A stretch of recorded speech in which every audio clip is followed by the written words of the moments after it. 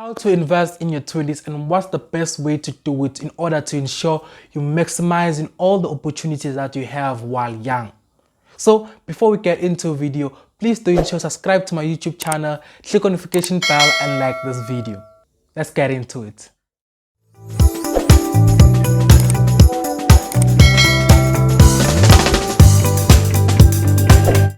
Hello there, I'm Ivan Sambo and welcome to my channel. On this channel we talk about everything personal finance, self-development and law. Today we're diving deep into how you can start investing in your 20s, what's the best way to do it in order to ensure that you're maximizing all the opportunities that are made available to you while you're still young. Please note that this video doesn't serve as financial advice but only for educational purposes. And also it really is important to note that all the content that I'm putting out on this video is tailor-made with the normal average South African in his 20s in mind.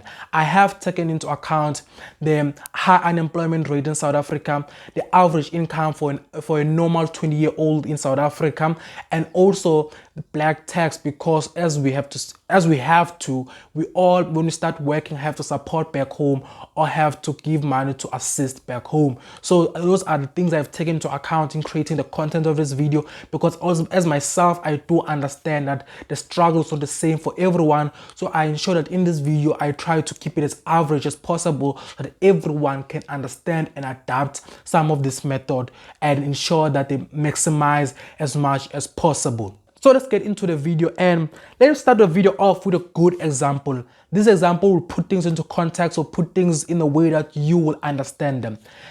Let's take an average 20-year-old, and this average 20-year-old is starting to invest 400 Rand each and every single month for the next 20 years. Yes, 400 Rand, doesn't decreases, doesn't increases, 400 Rand every single month, and each year he is promised 12.4% interest on the money he invests. This 20-year-old, when he turns 14, he will have over 500,000 Rand. Just to put things into context and be specific, this 20-year-old, when he starts investing now, paying 400 Rand each month, for the next 20 years, he will have 503,930 Rand when he turns 14. And that's the power of compounded interest and the power of being consistent and start investing young. This young person would have earned around 383,000 Rand, 530 Rand in interest. Just interest alone, just by starting now and investing for the future. That means when he turns 40, he can decide to just retire at that age if you want to retire with 500,000 Rand in his bank account. That's the power of investing now. That's the power of starting investing now for the future and be consistent. Let's just define investing. Let's take it step by step. Let's not rush into it. Investing can be defined simply as putting money aside into any asset that will grow in value with time. And the most important thing to take into account in that definition is assets, which on this video I will give you guys the basic type of asset that you need to start investing into in your early 20s. And also we will take into account the idea of time, because remember, time plus compounded interest is a recipe for wealth. So that's the thing you need to take away from the definition. But before we go into the underlying assets and the type of investments and the type of asset that you need to invest into in your early 20s, we need to get few things out of the way so that you can ensure when you start investing, you invest properly. You start investing, you invest in a good and proper manner. So these are the four things that you need to do before you start investing in your early 20s. 4 things that are so important that you do before you start investing. I'm emphasizing that point because we need to take these things into account. Number 1 is to learn how to budget properly. Is to learn how to be able to allocate your resources, being your income properly. If you're a NSFAS student, you're earning 1.5 each and every single month. How does that money going to be? How do you use that money? Where does the money be used to? And why are you using it like that? You need to be able to You need to be able to be accountable for every single money that you earn. Because here's the thing, we are young. Majority of us in our early 20s, we do not have that much responsibilities. We don't have rent to pay. We don't have children. We don't have that much responsibility. We are not married and all of that. So majority of our money will go to ourselves. Yes, some may support their families and all that, but majority of income goes towards yourself because you don't have another primary responsibility that's a burden on you, or that you have to do every single month. So when you're able to learn to budget properly, you can maximize money that you can invest. So when you do things, when you budget properly and learn how to budget properly, you can be able to maximize the amount of money which you can invest while young.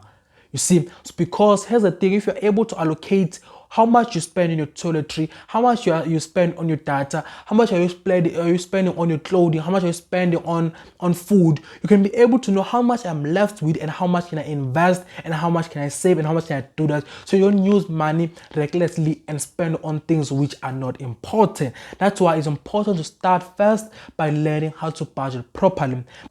The second thing that you need to do is learn to invest. Learn to know what type of investor are you, what type of risk can you take. But that will allow you to know how much really do you want to put and where do you want to put it. So later on this video, when I get to the type of asset and the type of investment you can make, you are able to understand that as me, Ivan Sambo, I'm this type of investor. I'm allowed to take this type of risk. So this asset class or this type of investments can work for me. So that's why it's really important to understand that, because remember, investment is about time.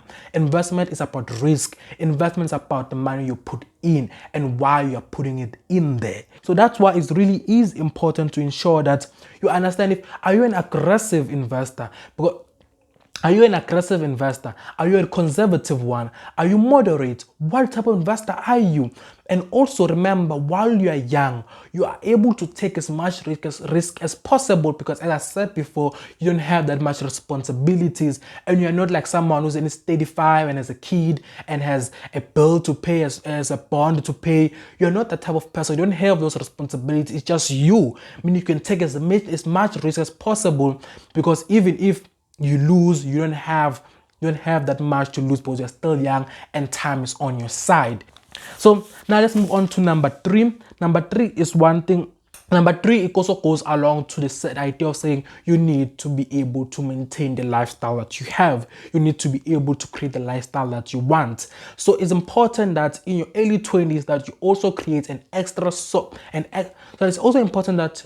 So number 3 is that you need to be able to create an extra income for yourself, so that stable allowance that you're getting from your bursary, NSFAS or parents or whatsoever that you earn, that stable income that you know you're gonna have each and every single month as a young person in his 20s, you can just put it into primary things. You're investing, your budgeting, your expenses every single month, and then the extra income can be there to ensure that you also enjoy yourself, because you don't need to be minimalist and not be able to enjoy life while still young. So being able to have an extra income allow you to prioritize investing in your other stable income, so the extra one can just maintain your normal lifestyle as a young person, so you can be able to invest as much as possible, at the same time not putting so much burden on yourself and the things you love, because at the end of the day you are still young, you're still in your 20s. So that's the thing that you also want to do. So that's the thing that you also want to do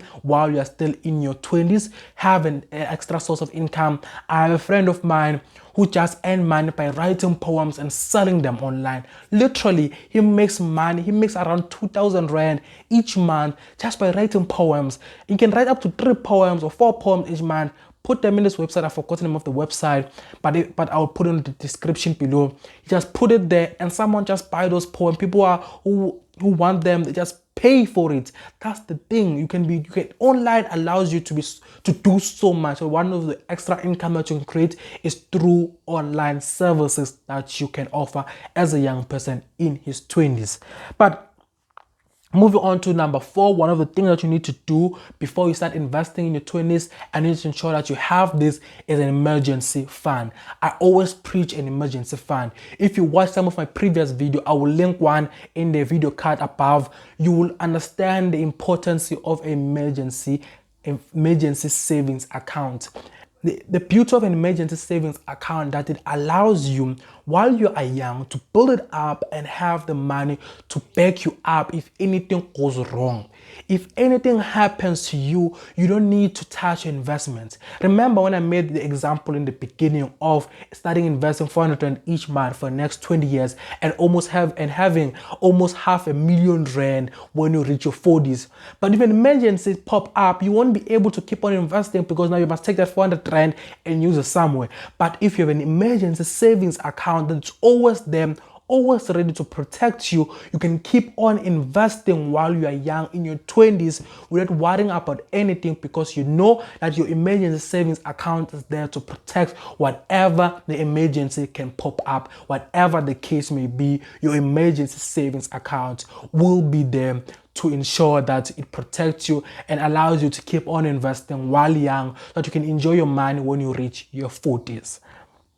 Please do tell me in the comment section below if you want me to do a video about budgeting within the South African context, because a lot of creators in YouTube are doing so much videos about budgeting, but it's within the American understanding of American life and American circumstances. Not much is done in terms of us South Africans, in terms of how to do budgeting properly within the South African context. So please tell me in the comment section below if you really want me to do that video. But now, let's go into the type of investment you can do in your 20s, the type of investment that can work for you and are easily accessible.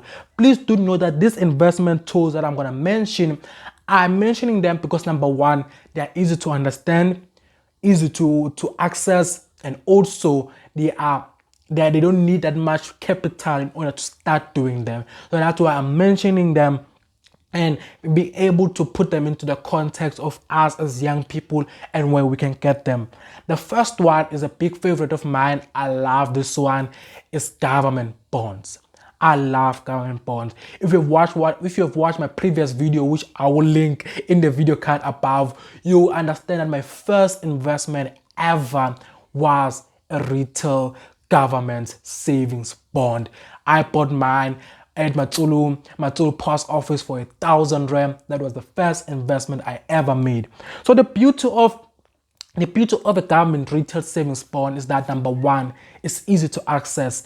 In every post office in the country, there is someone who can help you buy a retail savings bond. I bought mine in the first one in Matsulu post office, and the lady there was amazing. She explained it to the T. She made me understand it. She didn't use any fancy language. She just made it simple for me to understand. So that's why I always recommend retail government savings bond. You can buy them. The minimum that you need to have is 1,000 Rand, and you can start buying them. There are two products. There's the inflation linked one, and there's also the fixed interest one. You can pick the one that works for you, and you can take it, and you must.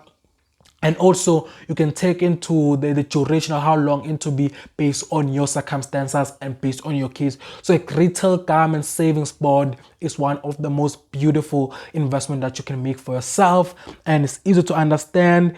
And anyone, absolutely anyone, even if you're a child, you're like 16 years old, you can buy it, but you need a parent to sign for you. But anyone can buy it. Any South African can buy it. Just for 1,000 Rand, the minimum, you just put it there and you invest. You can pick one of the two products that you really love. That's one of the investment that I love myself and I've done for myself.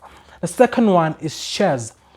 Shares are one of the most easiest way to invest nowadays, thanks to the likes of Easy Equity. Easy Equity is like allowing you to invest with any amount that you have. When I say any, I mean like any amount, from like 5 Rand to whatever amount you want. You can invest with Easy Equity. You download the app, you figure yourself, you make the deposits, and it's just like there to invest. You just pick the company that you love that are listed in the JSE, and you can just, like, even if a company share, one share is selling for 10 Rand and you have 5 Rand, you can buy half of that share.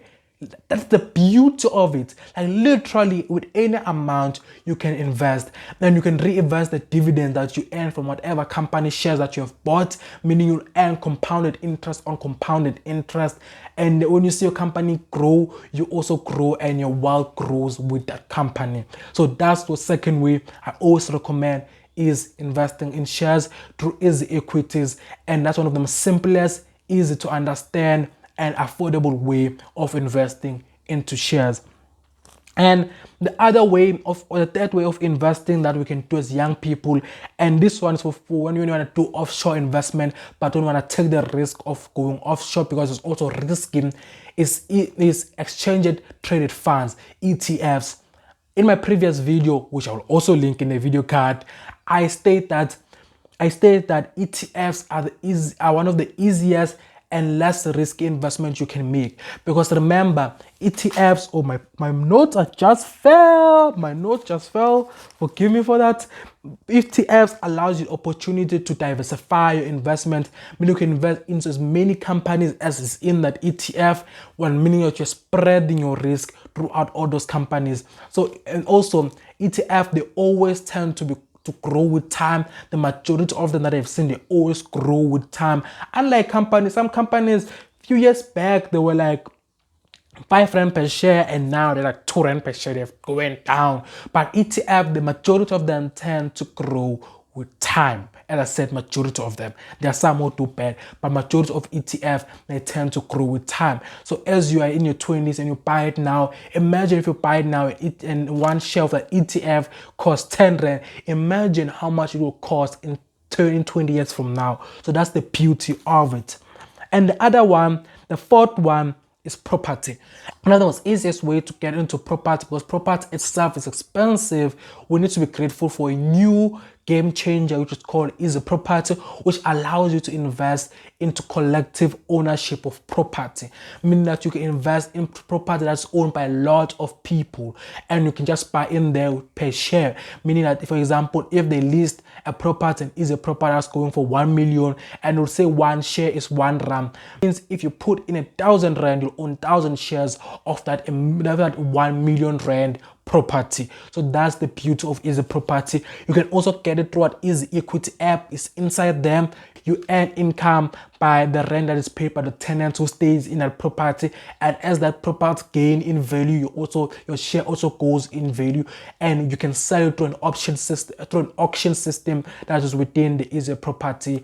One of the ways which you can invest, which people tend to not to take into account and not to take serious, is agriculture.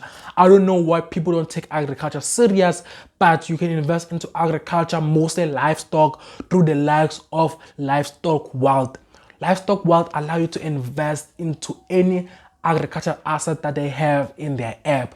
Download the app, it's called Livestock Wealth, and you can start investing. You can invest into cows, you can invest into macadamia trees, into gardens. And because people always want food, the growth of agriculture always grow because people want food. I'm not saying always. We know, we have seen in the past agriculture will take a knock once in a while, but because people always want food, it's always a good investment. I know now you can invest into a macadamia tree. You can invest into the minimum of 2,000 rand, and after 6 years, that macadamia tree of yours will double in value. So that's the thing. So that's the beauty of investing into agriculture, into investing into livestock. So look into livestock, look into ensuring that you invest into that asset. So just to recap, guys, the 5 type of investment that you can make for yourself. Number 1 is government bond through the retail savings bond that's available to the post office, available to the website. But I recommend that you go to the post office because the ladies that work there, the people that work there are just amazing in explaining it, and you can understand it in the best way possible. The second way is through shares. Buying shares through Easy Equity, whatever amount that you have, be consistently putting it there. Remember the example I made in the beginning of investing 400 rand each month. For the next 20 years, you'll have 500,000 rand when you turn 40. So that the likes of Easy Equity, take them into account, invest, and keep on investing them, and do not enjoy the dividends when they pay them out. Reinvest them too, so that you can earn interest on interest. Also, Also invest into easy property, invest into ETFs, buy them mostly offshore ones, buy them, pick the one that works for you. Take into account livestock and agriculture. As I said, livestock wealth is making it more easy and accessible to buy into agricultural assets. But do tell me also in the comment section if you want me to do a video into agricultural assets, into livestock wealth, and also do tell me if you really did enjoy this video. So thank you so much for watching, guys. I'm Ivan Sambo, your student investor.